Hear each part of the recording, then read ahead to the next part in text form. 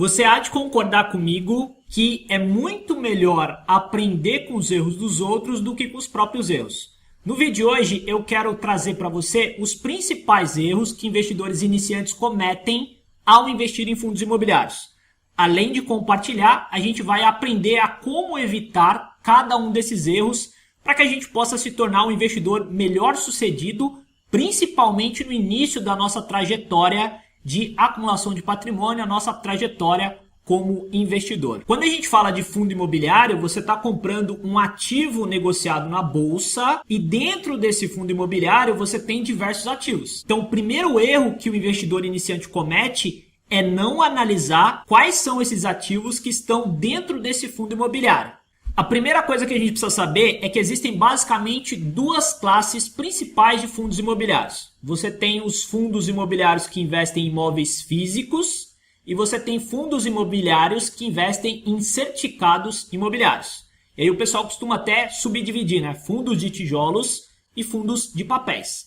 E claro, se eu estou pegando o meu dinheiro, entregando na mão de um gestor que vai comprar esses ativos dentro desse fundo imobiliário, eu preciso conhecer minimamente qual que é esse fundo e quais são os ativos que compõem a carteira desse fundo. Por exemplo, eu peguei aqui um fundo imobiliário de código HGRU11.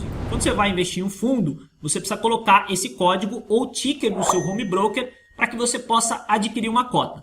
Vale ressaltar que isso aqui é um conteúdo meramente educacional, não se caracteriza qualquer tipo de recomendação. Então, nesse exemplo que eu estou passando para você, esse é um fundo que investe em imóveis físicos. Quais imóveis ele tem, quantos imóveis ele tem e como é que está a distribuição geográfica desse fundo imobiliário. A gente consegue ver aqui. Atualmente ele tem 17 imóveis físicos distribuídos em 4 estados. Inclusive, a gente consegue ver quais são esses estados. Perfeito, então essa é uma informação importante. Quando você observa já esse detalhe, você vai minimizar o risco de investir em um fundo imobiliário que só tem um ativo. Apenas em caráter de exemplo, eu estou colocando aqui um fundo imobiliário monoativo, ou seja, ele só tem um ativo no portfólio, um imóvel físico, e está distribuído apenas em um estado. O que a gente consegue interpretar aqui? De maneira bem simples, que eu tenho muito mais risco nesse fundo imobiliário porque eu só tenho um único imóvel, se comparado ao outro fundo imobiliário que eu tenho 17 imóveis distribuídos em 4 estados. Então isso aqui serve basicamente para minimizar o risco, principalmente daquele investidor iniciante. Então é melhor ele dar os primeiros passos de uma forma mais diversificada.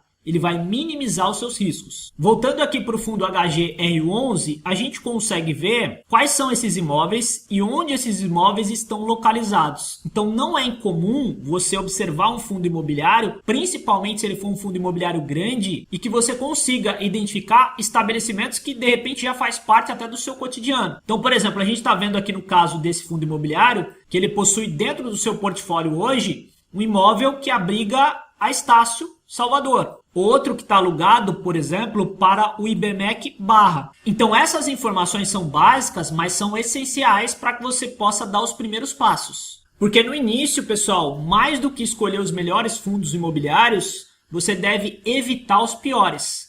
Porque daí você vai conseguir, ao longo do tempo, ganhar experiência e cada vez mais escolher melhores fundos. Segundo erro que a gente deve evitar, não analisar o preço sobre o valor patrimonial. Eu já vou explicar o que significa isso para você, mas basicamente esse é um indicador fundamentalista de um fundo imobiliário, onde eu consigo ver qual que é o fundo imobiliário que está com preço descontado em relação ao seu valor real. Perceba que eu utilizei a palavra descontado, que não significa que ele está barato. Raciocina comigo, esse fundo imobiliário hoje está sendo negociado a R$ 127,85. Porém, o valor real da cota desse fundo imobiliário deveria ser R$ 118,25. Esse valor patrimonial reflete basicamente quanto que vale cada cota desse fundo imobiliário em relação ao preço dos imóveis que esse fundo tem na carteira. E aí, em tese, observando isso aqui, eu consigo enxergar que se eu comprar 127, eu estou pagando mais caro do que o valor real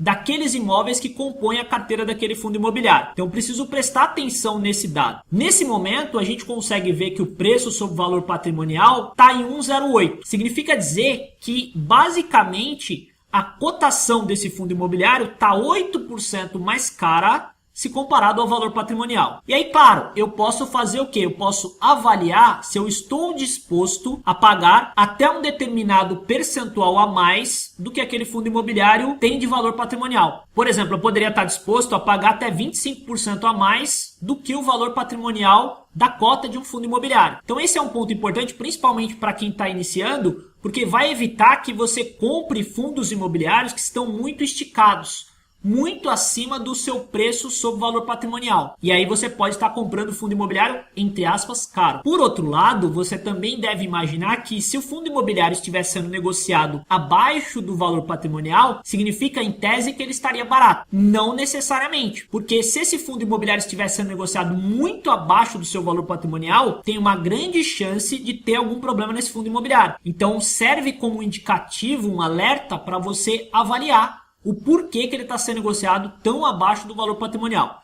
Normalmente eu gosto de utilizar margem de 25%.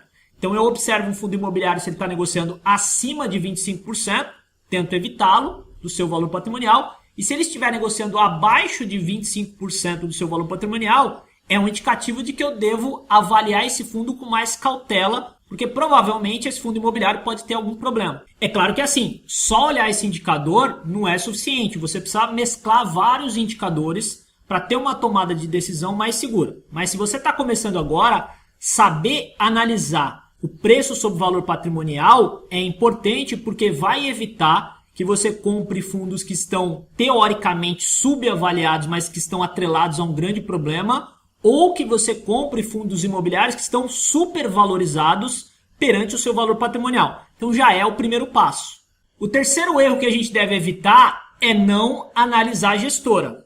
Entenda que quando você investe em um fundo imobiliário, você está entregando o seu dinheiro para um gestor e ele vai comprar os ativos que compõem aquele fundo. E claro, você precisa tomar alguns cuidados para poder investir o seu dinheiro. No caso, a gente precisa entender que uma gestora, além de ter a expertise de comprar ativos imobiliários através de um fundo, ela também precisa prestar contas aos cotistas. E aí, eu utilizo basicamente alguns critérios, né? Primeiro, eu gosto de analisar o tempo que a gestora está no mercado. Segundo, ela precisa prestar informações claras em seus relatórios. Terceiro, precisa ter uma boa reputação. E claro, por último, precisa ter um histórico de bons resultados, principalmente em cenários de estresse. Só que tem um detalhe, os fundos imobiliários ainda são recentes no Brasil. Então essa análise ela não é tão simples de ser executada. Por isso você normalmente acaba priorizando, pelo menos no início, gestoras que são mais conceituadas no mercado. Por exemplo, eu estou aqui com um relatório da Credit Suisse e a gente consegue ver um capricho por parte do gestor para emitir esse relatório junto ao cotista. Ele entende que ele é um prestador de contas para o cotista. E nem sempre você se depara com relatórios bem informados, né? Então a gente consegue ver aqui o comentário do gestor, então tem todos os detalhes perante qual foi o resultado daquele fundo imobiliário durante aquele período.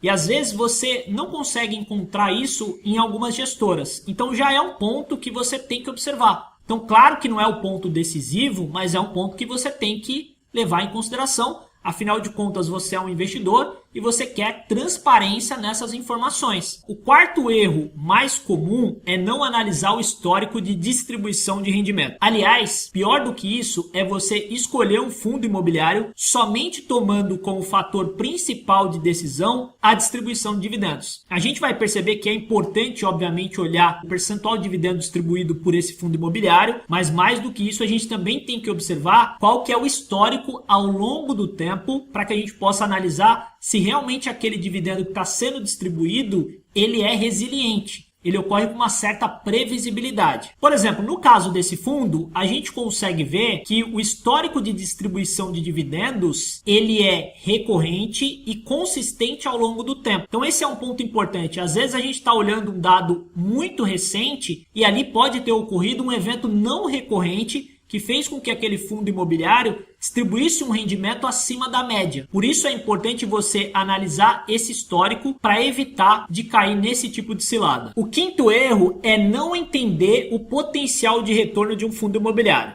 A gente sabe que tem a possibilidade do investidor ganhar nos rendimentos que são distribuídos e também numa possível valorização da cota. Porém, um fundo imobiliário, diferente de uma ação, ele tem uma espécie de preço teto. E aí a gente entende que um fundo imobiliário é um ativo de renda variável, mas diferente de uma ação, que é uma empresa que você compra na bolsa, um fundo imobiliário não tem um potencial de valorização expressivo.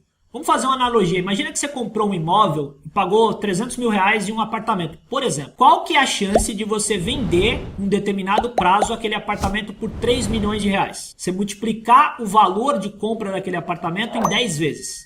É improvável que isso aconteça. Agora, quando você compra uma ação, você tem essa possibilidade de multiplicar o teu patrimônio por várias vezes. Então não adianta a gente criar uma expectativa de que vai ter um ganho exponencial em fundos imobiliários. Fundo imobiliário não tem esse propósito. O propósito maior do fundo imobiliário é a distribuição do rendimento. Claro que você tem a possibilidade de ter um ganho de capital, que é quando você compra uma cota por X e vende ela a um preço superior. Mas esse não é o principal propósito de um fundo imobiliário. O quarto erro, que é básico, mas que ocorre com certa frequência, é querer investir em fundo imobiliário sem ter uma reserva de emergência. Ou pior, utilizar o fundo imobiliário como reserva de emergência.